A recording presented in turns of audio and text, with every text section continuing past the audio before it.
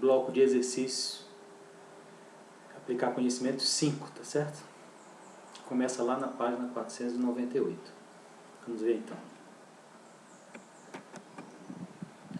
Determine a razão da PG, em que o primeiro termo, A índice 1, vale 1/4, e o quarto termo, A índice 4, vale menos 2 sobre 27.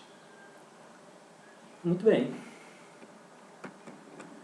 Como isso é uma PG, eu sei que o termo geral de uma PG é esse aqui, ó, né?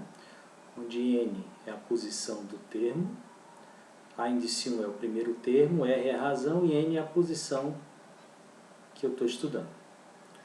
Então eu posso partir do seguinte princípio. O termo na posição 4 é o primeiro termo, porque é da fórmula, vezes a razão elevada a N, como a posição é 4, então N é 4. 4 menos 1. Só isso. Vamos substituir então os valores. Quem é a índice 4? Menos 2 sobre 27. Menos 2 sobre 27. É igual. Quem é o A índice 1? É 1/4, está aqui. 1/4. Vezes a razão elevada a 4 menos 1 é 3. Prontinho. Pronto. Como eu quero o valor da razão, eu vou isolar a razão no segundo membro desta equação. Como 1/4 está multiplicando, né, vai aparecer no primeiro membro dividindo. Foi o que eu fiz. Menos 2,27 dividido por 1/4. Ora, então, o cubo da razão é igual.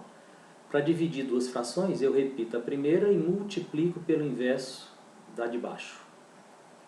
Menos 2,27 eu repeti, multipliquei pelo inverso de 1/4. O inverso de 1/4 é só trocar a posição do 1 e do 4, tá?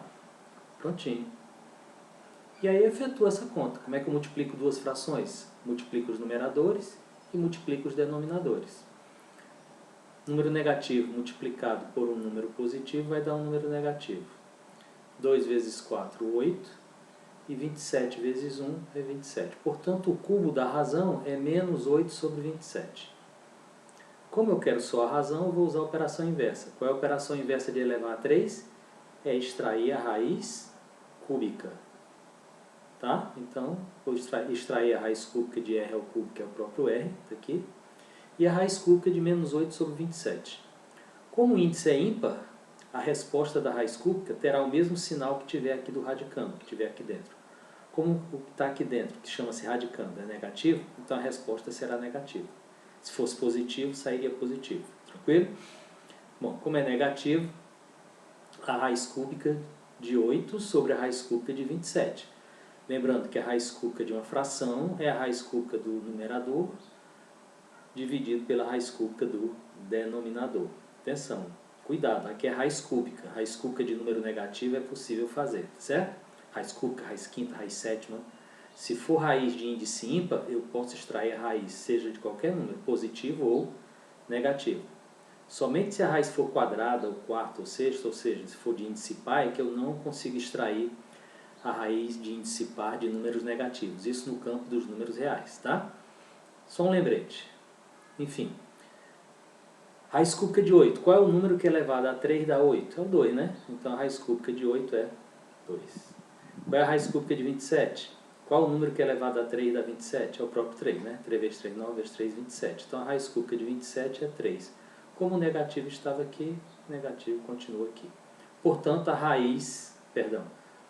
razão da PG, a razão dessa progressão geométrica, vale menos 2/3.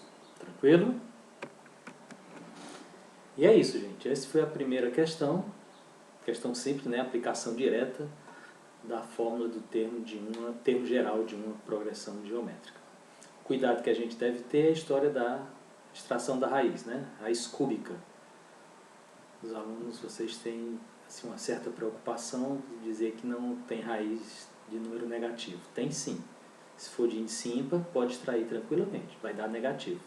Certo? Se for uma raiz de índice ímpar de número positivo, a resposta será positiva. Tá bom? Então vamos lá para o próximo vídeo, questão número 2, no próximo vídeo. Até lá então.